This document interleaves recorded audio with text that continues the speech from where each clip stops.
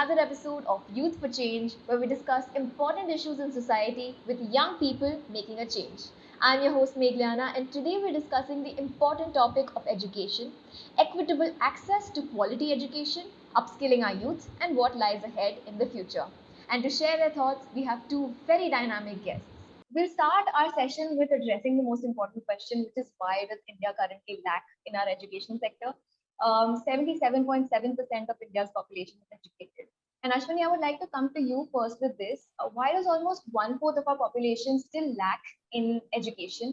And additionally, for our educated population, in India, we say that a person age 7 or above is educated if they can read and write with understanding in one language. Do you think this definition of literacy is a correct metric of measuring education?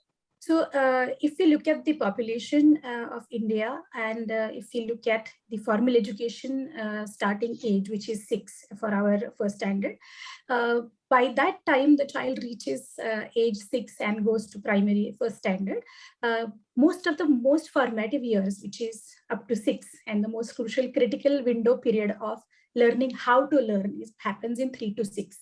So if how to learn is not established, the sustained interest after first standard goes on diminishing, and the child requires to put a lot of effort in building his schemas, which are the mental images and the processes to learn. And so gradually this process of learning through the formal ways, or learning what you can say the literate ways, goes on becoming challenged to the children, and the dropout rate is evident, as you can see. Along with the dropout rate, if you can look at the national achievement surveys also, the ability to read and write and comprehend age appropriate material is also getting diminished. So I think the whole critical window that the beautiful age bracket provides, 3 to 6, is something that we really need to address, and that will definitely serve the challenge. Even today, there is a gender gap when it comes to education. And so, why do you think that is? And more importantly, what do you think can be the wave of change to address this issue? Okay, I think the first thing that I would like to say is our understanding of the word gender itself is a little bit skewed across different sectors and across different kinds of people in the country. So when we say gender, we're saying, okay, women and men, but gender is a lot more varied than that, and there are a lot more people involved in that sort of spectrum. So I think that's one of the main reasons why there's a disparity in the first place, because we've made these two boxes where women have to fit in certain roles and men have to fit in certain roles, and that system is so ingrained in our society that it becomes the norm, and that norm is kind of affecting people to access education. When it also comes to my work with women, I think I can see, and I've heard stories that a lot of this disparity starts at a very young age. So it's mostly at home, or it's, through weird comments at school, in communities, in societies that they're actually supposed to feel safe in. They feel very targeted, or they feel rather like they have to make very difficult choices at a very young age. And that's not fair. That's not just, and that's not equitable. And I don't think it's their fault. I don't think it's the people who are enforcing these norms. I don't think it's their fault either, in the sense that the society and the system is so ingrained that change will come only if something dramatic and revolutionary happens. And I always go back to thinking about Savitribai Phule when she started her school for girls at a time where something like that was unimaginable. I think that's what spearheaded the movement in the right direction. I think something like that has to be there. I think it's not an NGO driven initiative. I don't think it's a teacher driven initiative. I think it's a very systemic change that has to happen. And that's going to cause a little bit of, it's going to shake things up. Also, in addition to all of this, COVID came in, and COVID has had a huge impact on our education, and how we even deliver this kind of education to children. And so to both of you, I'd like to ask that again, there's huge disparity because of financial as well as technological constraints. So Ashwini, as you said that, parents need you need that push from parents also. So since you also work with parents as well as teachers, how have you and the Learning Planet been dealing with India being following the traditional parenting practices, we all knew that we have to take care of children, feed them, give them immunization, bring them few stuff to engage them at home.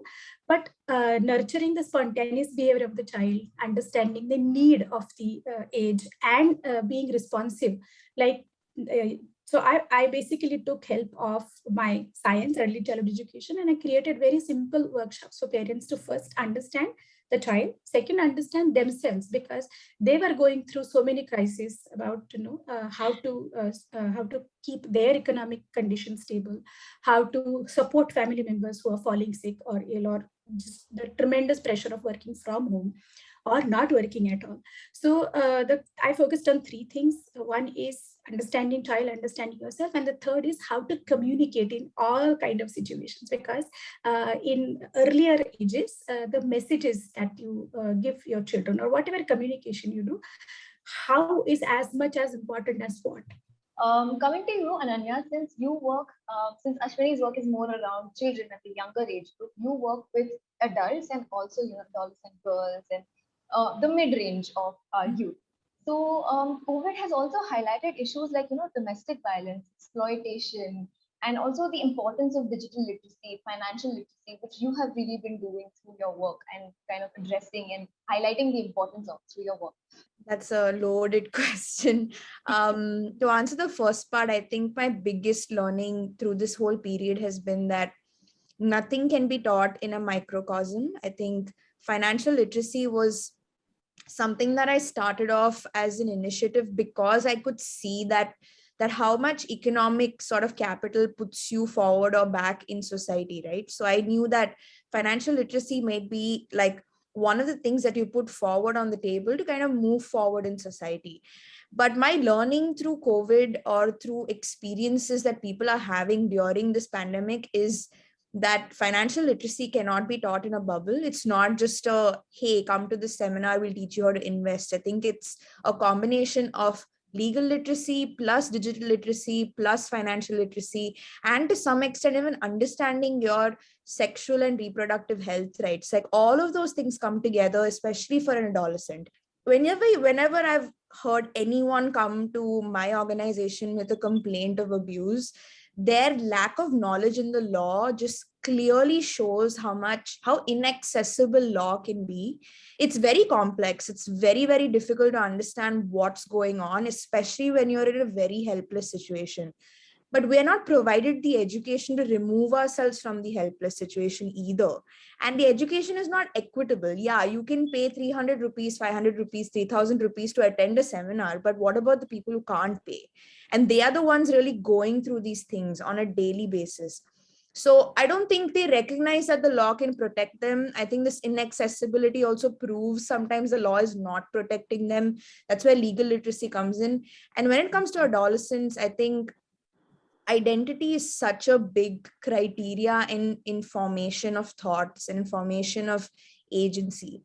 And so much of that has to do with sexuality, and so much of that has to do with health. And that education is not taught at all, leave equitably or not. It's not given to anyone in any level. And when a young adolescent is really thinking about who they are and who they want to be in the world, what their identity is, they don't know how to also negotiate for themselves in these structures, because these structures are already very complex. But for a man, it may be a little bit easier than for a trans person who's not recognized what their gender is. So in that complication, in that sort of formative sort of stage that they're in, COVID just came and became this huge roadblock. These problems existed already. These sort of margins from and between people and different types of people already existed, but COVID amplified it. So, a study at the Harvard Kennedy School found that India is currently stuck in this capability trap where they know the destination and the route that they need to take, but they lack the ability to implement the strategy to do that. So, Ashwini, since you deal with the smallest age group, you work towards making quality education the norm. So, where do you think our current education system lacks, and how can we build youth future? How can we build an education system that makes our youth future ready? Oh, it's like a full day workshop question, but I'll just try to make as crisp as possible. It is very, very important to understand the issue that you said explicitly. We know the destination, yes, and we have been very product-oriented system so far. The marks, the grades, the percentage, and we've been always putting the educational achievements only in these three buckets. What we always lost was the process, okay, the experiences, the ability of the child to construct his or her own knowledge. Okay, we believe in all that, but when it comes to demonstration of knowledge, we want to just quickly go back to our traditional systems and say rote is better because it produces results. It just tells that all my children out of 65 in the class, I have about 50% in the 80% achievement rate. And this is something which comforts the education service providers, which I could say. Why does this happen? Because everyone who is providing education has come from a very traditional setup where the rote learning, chalk and talk method, one type of essay, one type of common answer was accepted, and the education was administratively convenient. Now, where we want to go and where we really want the youth of India to lead us into is we want to be able to we want to be capable of solving the real life issues which will come. What is going to help us? It's clearly given in our new educational policy. The ability to think critically, the ability to think creatively, and the ability to produce independent thoughts. If the education system just looks after these three components in education at all ages, I think the problem will be solved. So, Ananya, I would want to ask you, have you had, if you want to share any experience of, since you talked about financial literacy being intertwined with being an important thing on its own, but also related to education and the kind of support you get. So, have you had any such experiences where through your work you have been kind of seeing progress with a particular group of society, irrespective of what age group? It could even be, a woman who's 30 years old, but is finally being able to deal with things on her own that she's never been able to before. So if you want to share any experience. This particular candidate who had come to one of our workshops, she was 65 years old and she works for the RBI, which is really funny given she came for a financial literacy seminar while she works for the Reserve Bank of India. And she came with a very humble request. She said, I know so much about money in theory. I know so much about how economic systems function in theory, but I have not had the power, I have not had the courage to implement some things for myself. And I don't know if that was progress or whatever, but her making that first step, despite her stature, despite her knowledge on the topic, she said, no, something is wrong.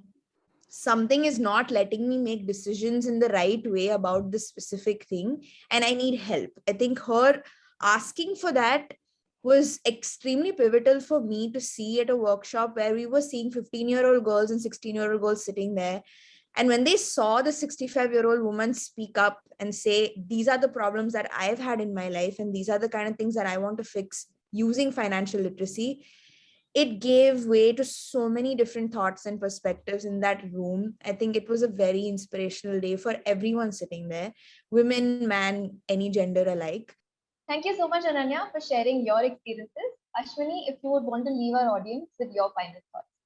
Since I had anticipated that the question would come to me about having a positive impact around, I just wanted to share a couple of good things that I've seen. That I've never met a parent in my workshops that who didn't want to do something great for the children.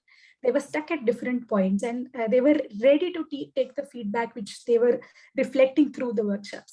So a couple of great things have happened during this COVID period, that some of the parents have started their own learning groups. So they meet every month. So this is 3 to 8 age group, and they try to study the characteristics of the children, or they come up with a topic and they send me an invite to that meeting that we would like to learn about this. So this self urge of learning about that age group and what could be my role towards it has started voluntarily, which has given me a lot of conviction that whatever we are doing is absolutely necessary. The second most important experience is that parents has conveyed to me that I take a lot of family circle time sessions with the parents. So it is about the entire family sitting together, and there are some STEM statements that you can use, and they have seen a tremendous change in the way they talk to each other. The children talk to them and the entire family, not only at dinner times, but have been able to convey to each other whatever has been difficult throughout the week or whatever has been really awesome throughout the week. And children are getting more and more confident about telling what are they troubled about parents. So they said that this kind of feedback is really helping, that my child is coming back to me and say, hey, can you tell all that little calmly, I will understand. And this has been the greatest achievement, and I think we need to keep communicating greatly to younger children so that they can develop that inner and independent voice that they have. That's all. Thank you so much. Communication is absolute key in all respects. Absolutely. So hopefully we can communicate this whole message of the importance of education. Yes. So on that note, let's end this discussion here, even though I think we could go on and on about, as Ananya also said, it's a big topic, and it requires, both of you actually said that it requires, a day or two to kind of address everything. But thank you so much for joining us today, and it was an amazing time having this discussion. Thank you so much for the invitation. Thank you. Thank you so much, Ananya and Ashwini, for joining us for such an insightful conversation. For more such content, subscribe to our YouTube channel and also follow us on our social media handles. That's my take, my with a double Y. Thank you for watching, and we'll see you next time.